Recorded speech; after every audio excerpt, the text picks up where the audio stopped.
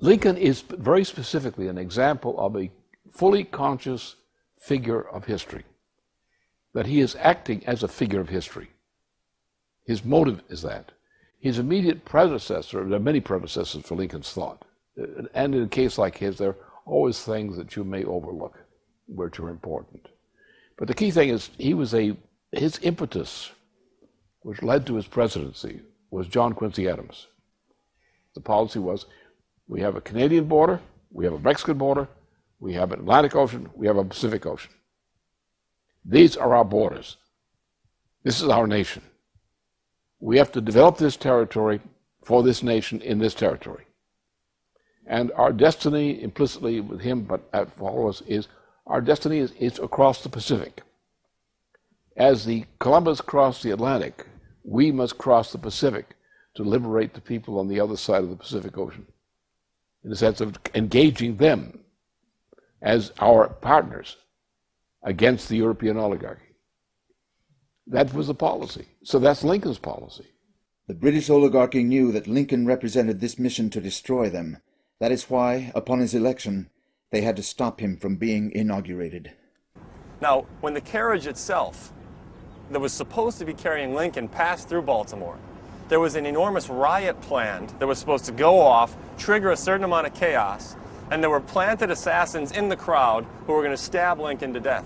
Of course, when the stagecoach rolled through, the riot began, but Lincoln was not on the stage. Lincoln was already in Washington, D.C. I hold that in contemplation of universal law and of the Constitution, the union of these states is perpetual. Perpetuity is implied, if not expressed, in the fundamental law of all national governments. It is safe to assert that no government proper ever had a provision in its organic law for its own termination. Descending from these general principles, we find the proposition that in legal contemplation, the Union is perpetual, confirmed by the history of the Union itself. The Union is much older than the Constitution. It was formed, in fact, by the Articles of Association in 1774. It was matured and continued by the Declaration of Independence in 1776.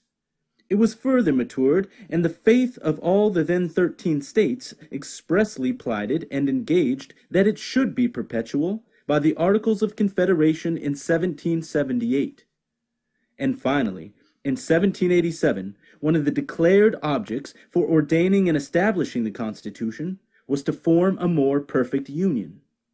But if destruction of the Union, by one or by part only, of the states be lawfully possible, the Union is less perfect than before the Constitution, having lost the vital element of perpetuity. It follows from these views that no state upon its own mere motion can lawfully get out of the Union, that resolves and ordinances to that effect are legally void, and that acts of violence within any state or states against the authority of the United States are insurrectionary or revolutionary according to circumstances. 1 month after Lincoln's inauguration, the Southern Rebellion began.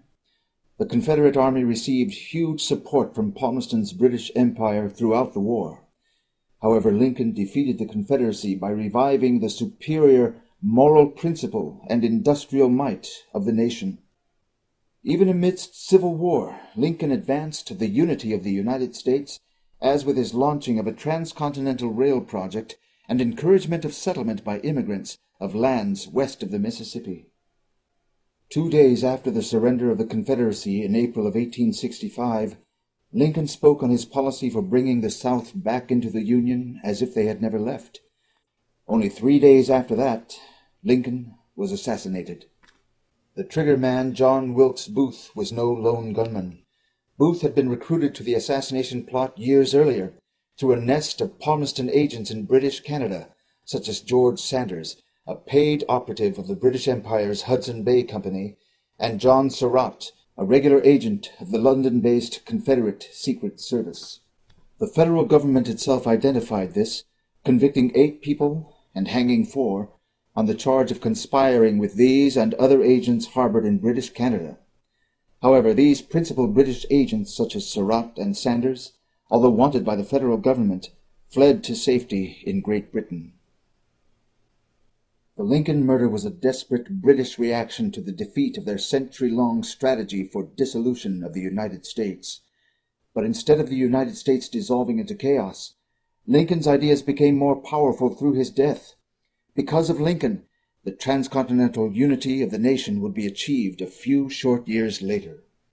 But also the living power of the U.S. Constitution and Declaration of Independence emerged over empire as a power in the world. In the eyes of foreign nations, the young United States, previously only a daring experiment in law and government, now had validated its principles. Through individuals like Henry C. Carey, who had been Lincoln's economic advisor, the United States underwent the most rapid industrialization and economic growth of a country that humanity had ever seen. This development was driven by economic policies explicitly against British free trade, such as the highest tariffs in the history of the U.S. These tariffs banished the British Empire's cheap slave labor goods from American markets, allowing manufacturing, infrastructure building, and population growth to steam ahead. British free trade, industrial monopoly, and human slavery travel together, and the man who undertakes the work of reconstruction without having first satisfied himself that such is certainly the fact, will find that he has been building on shifting sands, and must fail to produce an edifice that will be permanent. Look where you may, you will find prosperity to exist in the inverse ratio of the connection with Britain. As Carey wrote, everywhere where British free trade was implemented, it destroyed people, it destroyed food supply, it destroyed resources, it destroyed soil, it destroyed what civilization might have existed. You bring in British free trade, what's left? Destruction. Protecting the development of your population, your core capabilities, agriculture, industry, and so on, that's protectionism. So when you look at this, no country has ever developed without protection. None. Not any country in Europe, not anywhere. On May 10, 1869, the last spike in the transcontinental line was driven. For the first time, the historic mission of the U.S. project was met. A nation unified through manufactures and infrastructure from east to west, north to south. Think about this. This is after a 4-year-long civil war, tearing apart the United States, half a million human beings killed, an equivalent number, huge amounts wounded, maimed for life. You'd think that the nation would have been crippled for a long time to come after this, as the British intended. This nation came out of the Civil War with a type of unity and a type of economic development that the world had never seen. We became a world's leading power economically within 10 years, 15 years of the Civil War. In 1876, Henry Carey organized the U.S. Centennial Celebration, inviting the world to see how Republican principles had transformed the youngest nation on earth into the most prosperous. 9 million visitors attended, including official foreign delegations composed of scientists, engineers, economists, and industrialists. What these observers saw was the opening of an incredibly vast new field of human potential, such as had never existed in the world before that point.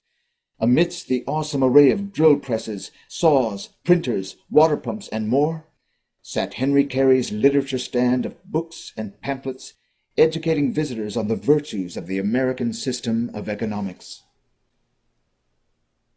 The American system of economics values the creative powers of the human individual far above any other form of material wealth. Further, it recognizes these creative powers as the very source of that material wealth. While the British Empire fights for control of the so-called natural resources of the environment, the American system's power comes simply by the recognition that the nature of the human species was to be the one living creature on the planet which had no natural resources, outside of its members' own sovereign ability to create them.